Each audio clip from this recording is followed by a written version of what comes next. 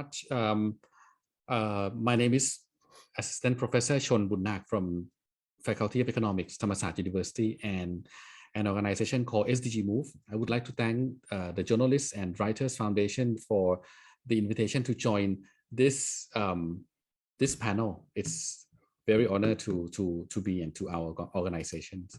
I have a little presentation that I would like to share with you. I was assigned to talk about the capacity building for socio-economic and development.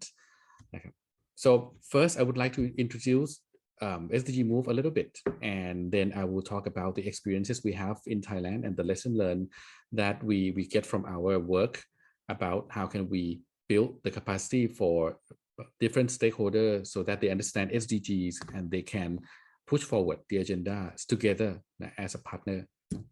So SDG Move established in 2016, and since then we have been working on the SDGs through knowledge creation, the utilization of knowledge, and capacity building. So basically we try to be the SDG knowledge hub in the country, do the policy research, linking networks, and also support the knowledge to all stakeholders.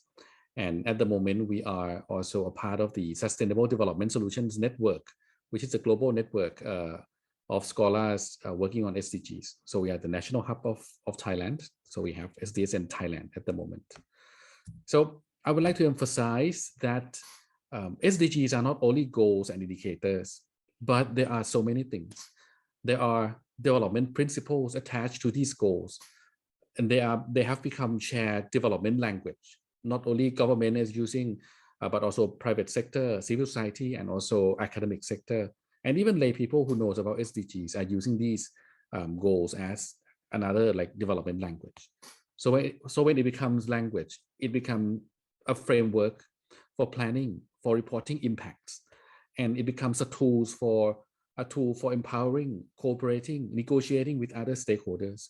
So every time when I see people communicating SDGs with the 17 icons, I think it might not be enough to convey these essential message to people. And most of the time when they see only 17 boxes, they tend to be misled to think that perhaps the boxes are not integrated, are not linked, or they can pick and choose which box they want to work on without any caring for the development principles. So it is quite important for people to have the right understanding of the SDGs so they can be used in the correct way, and it can become the empowering tools for every stakeholders. So Thailand has this kind of pain point. So if we want people to contribute to the SDGs, they need to know what they are and how can they be utilized. I mean, how can the SDGs be utilized? And since 2016, they have no capacity building system or facilities for SDGs in Thailand. I'm not sure if there are something like this in other countries, and no comprehensive basic knowledge on SDGs available in Thai. And we found cases of SDG misuses, especially when maybe sometimes some government agencies or some private company use SDGs to greenwash themselves. So, and at the moment, I think news agencies, because you are the Journalists and Writers Foundation in Thailand, I think a few news agencies have seriously followed the sustainability issues. And I don't think the government have found an effective way to communicate SDGs. So that's why we see the gap, and we try to initiate something that can help to fill this gap. So basically in the past 5 to 6 years, we developed mainly two things. The first one is the SDG 101 content. It's not just saying that, okay, we have 17 goals, but it talks about the rationale and the principles behind the SDGs, how it came about, how can people use it to empowering themselves and to support their development agendas. We talk about the situation at the global level, regional level, national level, and even about the indicators of the SDGs in the simple way that people can understand the details of the content. And then with the content, we create a training course we call the SDG 101 Plus, which is the SDG 101 and specific issues under SDGs for the organizations that they want us to like add it to the training, like the SDG mapping to their missions or their projects or their indicators, or talk about evaluating sustainability projects of government agencies, or even talking with universities about SDG reporting. So we have like SDG 101 and SDG 101 Plus training as a tool. And we also create another platform online we call the SDG Watch project. It's not the same as the one in the EU, but this one is in Thai. So we create like a sub platform under the SDG Watch. We have SDG News to follow SDGs related issues, SDG updates, which bring essential messages of important SDG reports to the public audience.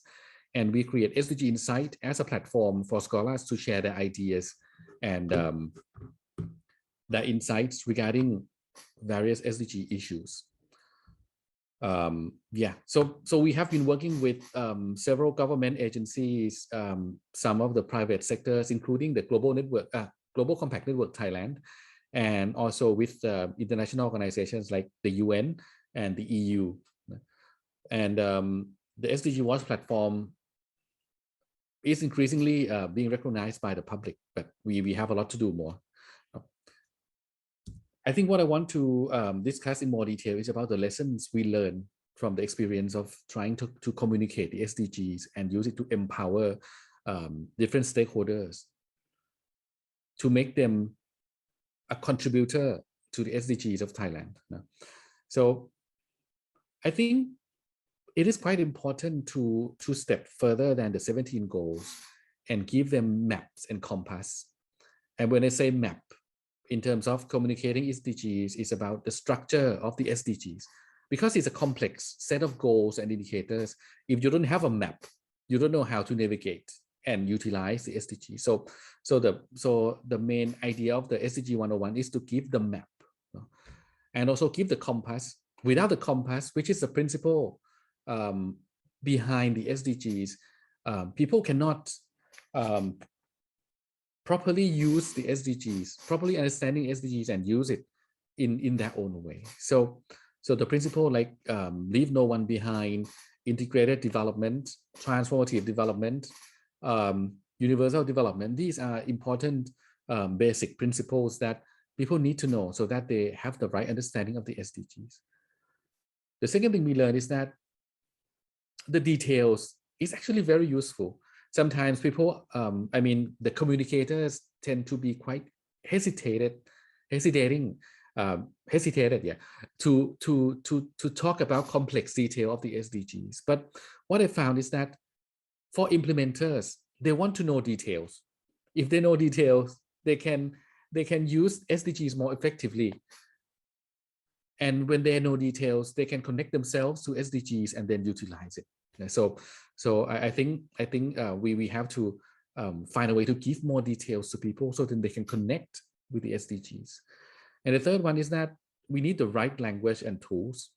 Communicating SDGs with different age group, with different cultures, we need different kind of language. We need different tools. Online tools might be proper to like the newer generations, but the older ones, people in rural area, more hands-on tools, more effective, for example.